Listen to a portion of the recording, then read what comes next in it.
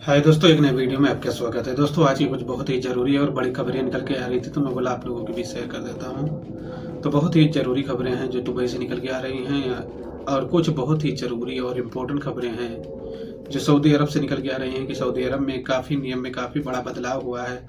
और बदलाव के साथ साथ देखा जाता है कि कुछ नियम में और कुछ, जैसे कि आप जानते हैं कि जो सऊदी में नागरिक काम करते हैं उन लोगों के बारे में कुछ अपडेटें दी गई हैं। तो पूरी आपको जानकारी इस वीडियो में मिलेगी।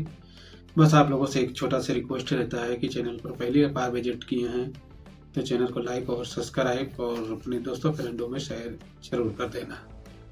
चलते हैं दोस्तों, जो बहुत ही इम्पोर्टेंट खबर है दुबई से।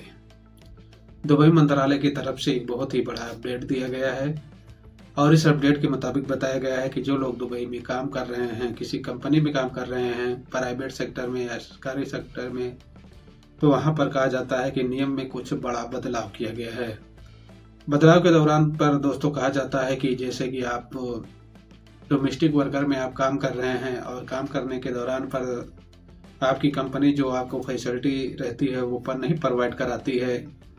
जैसे कि आप जानते हैं, किसी कंपनी में काम करते हैं, ज़्यादातर देखा जाता है कि कंस्ट्रक्शन लाइन में काम करते हैं, वहाँ पर आपकी जो सेफ्टी रहती है उसे कंपनी ही प्रोवाइड कराती है। जो आपका ड्रेस और जूते हो गए, हेलमेट हो गए, वो कंपनी ही प्रोवाइड कराती है। लेकिन इन दिनों देखा जा रहा है कि काफ़ी लोगों की शिकायतें और काफ़ी लोगों की कमेंट आ रहती है कि कंपनी जो है अपनी मनमानी करती है। जो सेफ्टी पहले प्रोवाइड कराती थी वो सेफ्टी नहीं प्रोवाइड कराती।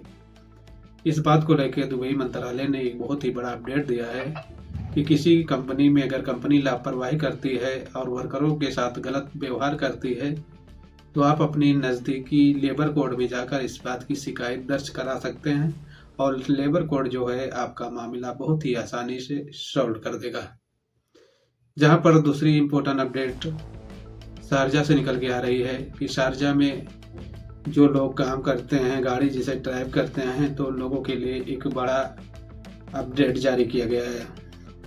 अपडेट के मुताबिक कहा गया है कि जो शारजा में ड्राइव करते हैं, और ड्राइव के साथ साथ कहा जाता है कि अपना भी ख्याल रखना है और अपने ख्याल के साथ साथ गैरों का भी ख्याल करना है। जैसे कि कहा जाता है कि अगर रोड पर गाड़ी चलाने के दौरान पर गाड़ी की गति जो है का स्पीड जो है काफ़ी होती है, तो वहाँ पर आपको बहुत ही बड़ा हादसा भी हो सकता है। और हादसे के साथ साथ बताया जाता है कि अगर आपका जो लिमिट दिया जाता है रोड पर, जैसे 80 85, तो वहाँ पर आप अगर 100 में चलाते हैं तो आपके ऊपर जुर्माने भी दिए जाएंगे। ये बताया गया है कि शारजा ट्रैफिक पुलिस ने अपडेट जारी किया है कि अगर जो वाहन चलाने वाले व्यक्ति हैं तो उन लोगों को इस अपडेट के बारे में जानना भी जरूरी है। कहा गया है कि अगर आप मोबाइल चलाते हैं और गाड़ी आपकी चल रही है और मोबाइल चला रहे हैं, उस दौरान पर बताया जाता है कि आपको ऊपर जुर्माना आ सकता है। लगभग बताया जाता है कि आपको 150 दिरहम तक जुर्माना पे करना पड़ सकता है। तो इन बातों का आपको ख्याल रखना है। अगर आप गाड़ी चलाते हैं और गाड़ी चलाने के दौरान पर मोबाइल ना यूज करें, नहीं तो आपको 150 दिरहम तक आपको जुर्माना चुकाना पड़ सकता है।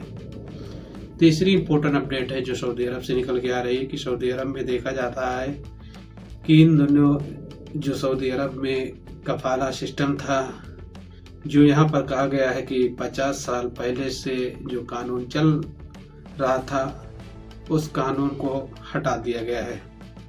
हालांकि इस बात की अभी कुछ क्लियर नहीं किया गया है कि कौन से कानून और कौन से लोगों के ऊपर से हटाया गया है, लेकिन कुछ लोगों का कहना है और कुछ मीडिया चैनलों ने अपडेट भी दिया है कि अगर जैसे कि आप किसी कफील के अंदर में काम करते थे और काम करने के दौरान पर आपका कॉन्ट्रैक्ट ख़त्म हो जाता था, तब भी आपकी कफील जो है ना आपको छुट्टी देता था, ना आपका जो पैसे है बोनस तौर पर वो भी नहीं प्रोवाइड कराता था। हालांकि अब कहा गया है, जैसे कि बताया जाता है कि अगर आप डोमेस्टिक वर्कर हैं तो किसी फैमिली ड्राइवर हैं या तो खदामा हैं या तो हाउस बॉय हैं, ऐसे में आप काम करते हैं तो आपका जो कॉन्ट्रैक्ट रहता है वो टर्मिनल हो जाता है। तो उसके बाद में अगर आपका छुट्टी कंपनी या कफील आपको नहीं देती है तो आप एक्शन ले सकते हैं।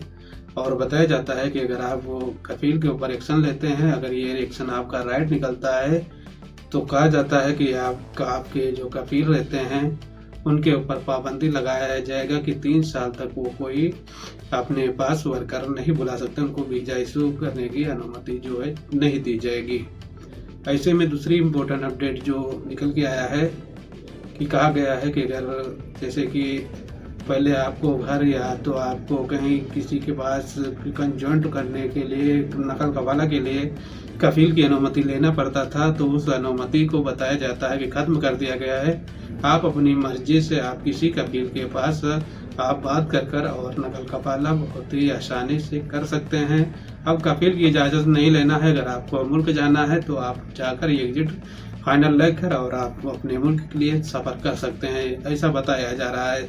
आने वाले दिन में बताया जाता है कि इस अपडेट का जो रूल और रेगुलेशन है उसको भी क्लियर कर दिया जाएगा। तो दोस्तों, ये कुछ बड़ी और इम्पोर्टेंट अपडेट थी, तो मैं बोला आप लोगों के बीच शेयर कर देता हूँ। वीडियो में कुछ जानकारी मिली होगी तो चैनल को लाइक और सब्सक्राइब और अपने दोस्तों फ्रेंडों में शेयर जरूर करना। आपकी कोई राय है तो कमेंट सेक्शन में अपनी राय जरूर देना। मिलते हैं एक नेक्स्ट वीडियो में। जय हिंद, जय भारत।